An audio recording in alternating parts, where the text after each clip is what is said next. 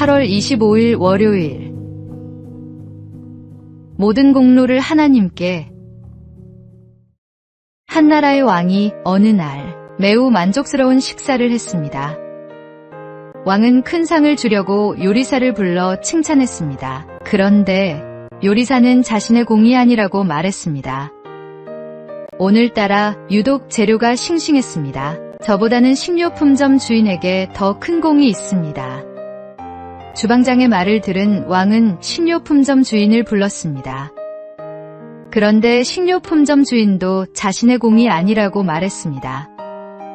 농부가 열심히 농사지은 것을 저는 가져다만 팔았는걸요. 진짜 공은 농부에게 있습니다. 왕은 이번엔 농부를 불렀습니다. 그런데 농부마저도 자신의 공이 아니라고 말했습니다. 저는 그저 땅에 씨앗을 심고 거두기만 하는 농부입니다. 주 하나님이 좋은 햇볕을 주시고 때에 맞게 비를 내려주셔서 좋은 곡식을 거둘 수 있었습니다. 제가 한 것은 아무것도 없습니다.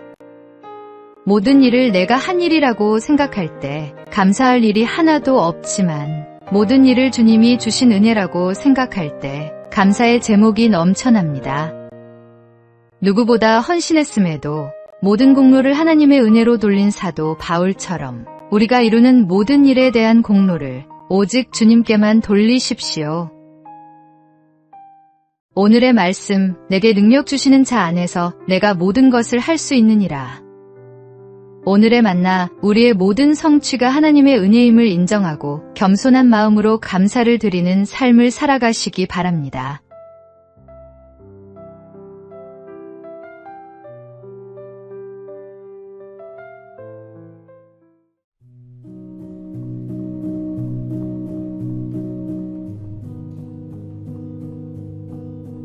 (8월 26일) 화요일.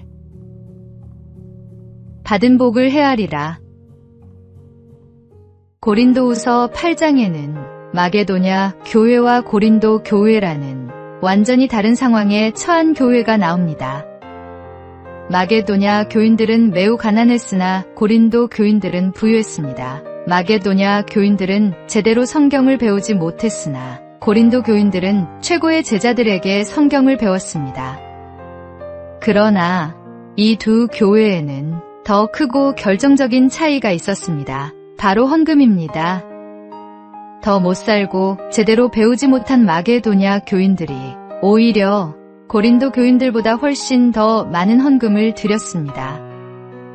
이런 이유로 사도 바울은 몇 번이나 마게도냐 교인들을 칭찬하면서 고린도 교인들에게 이런 모습을 배우라고 종용했습니다.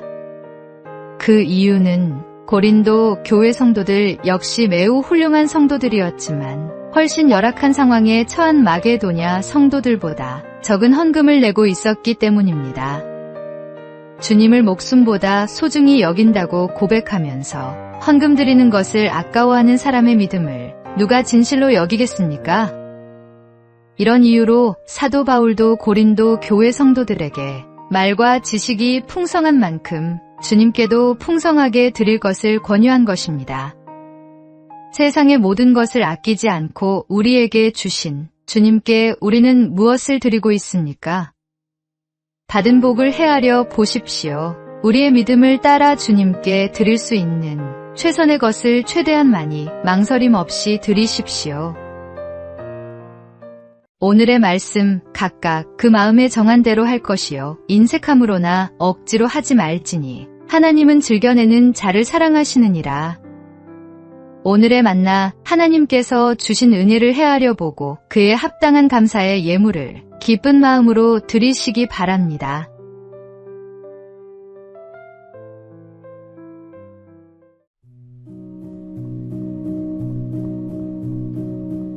(8월 27일) 수요일. 주님을 향한 올바른 자세. 한 목사님이 설교 시간에 성도들에게 주먹을 쥐고 두 팔을 앞으로 내밀어 보라고 한 후 세상을 향해 주먹을 내밀고 있는 이 모습은 우리 마음대로 살려는 모습입니다. 대부분의 세상 사람은 이렇게 살아갑니다라고 말했습니다. 목사님은 다음으로 상대방을 향해 주먹을 내미는 모습은 다른 사람을 지배하려는 모습입니다. 사회적으로 성공한 많은 사람이 이렇게 살아갑니다. 목사님은 이번에는 그대로 주먹을 펴보라고 말했습니다. 상대방을 향해 주먹이 아닌 손을 내밀 때 우리는 예수님 말씀처럼 살아갑니다. 서로 섬기고 사랑하라는 말씀대로 말입니다.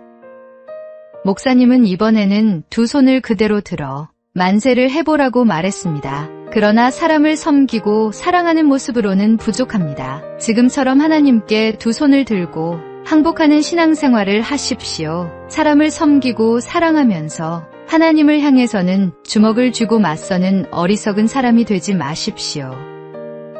예수전도단을 설립한 로렌 커닝햄이 사용하던 예화입니다. 주님의 말씀대로 형제와 자매를 사랑하며 주님이 보여주신 사랑대로 모든 것을 주님께 드리십시오. 오늘의 말씀, 만일 누가 말하려면 하나님의 말씀을 하는 것 같이 하고 누가 봉사하려면 하나님이 공급하시는 힘으로 하는 것 같이 하라.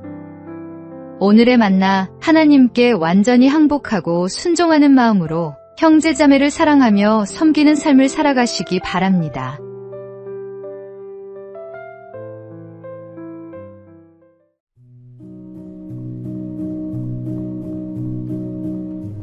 (8월 28일) 목요일. 작은 일에서의 충성. 어느 해 마지막 날, 한 주인이 집안의 종들을 불러 볏짚을 한 단씩 내주며 새끼 손가락보다 가늘게 새끼를 꼬아 새해 아침까지 들고 오라고 명령했습니다. 주인이 들어가자 종들은 투덜대기 시작합니다. 채, 지독하네. 섣달금은 날까지 이렇게 부려먹고 싶나. 게다가 손가락보다 더 가늘게 꼬라니 참나. 그렇게 불평하며 어떤 종은 잠이 들었고 다른 종들은 귀찮아하며 새끼손가락보다 몇 배나 굵게 꼬아서 빨리 볏짚을 소화했습니다. 하지만 늘 충성스러웠던 한 종은 아무 불평 없이 주인의 명대로 순종해 혼자서 눈을 비벼가며 밤새 수고했습니다.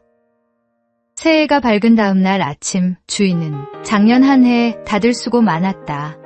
이제 너희들이 꼰 새끼로 이 엽전을 마음껏 끼워 가거라고 말했습니다.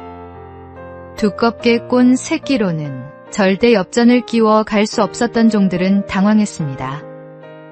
후회마급이었지만 별 도리가 없었습니다. 결국 주인이 명한 대로 충성되게 밤새 새끼를 꼰 종만 많은 엽전을 가져가 평생 종살이를 면했습니다. 작은 일에서의 충성이 큰 상급으로 이어졌던 것입니다. 하나님께서도 우리의 작은 순종과 충성을 보시고 더 큰 것들을 맡기십니다. 오늘의 말씀, 지극히 작은 것에 충성된 자는 큰 것에도 충성되고 지극히 작은 것에 불의한 자는 큰 것에도 불의하니라. 오늘의 만나, 작은 일부터 충성되게 감당하며 하나님께서 더 큰 사명을 맡겨주실 그날을 준비하는 성실한 일꾼이 되시기 바랍니다.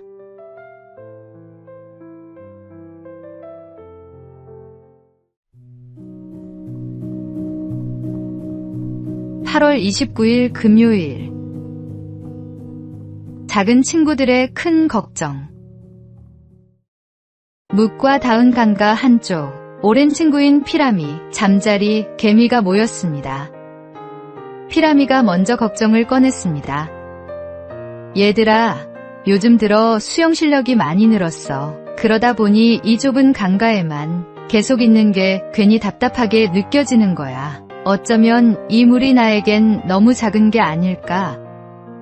잠자리와 개미는 웃으며 손사래를 쳤습니다. 우리가 보기엔 평생 그런 걱정은 안 해도 될 것 같은걸? 이번엔 개미가 조심스럽게 말했습니다.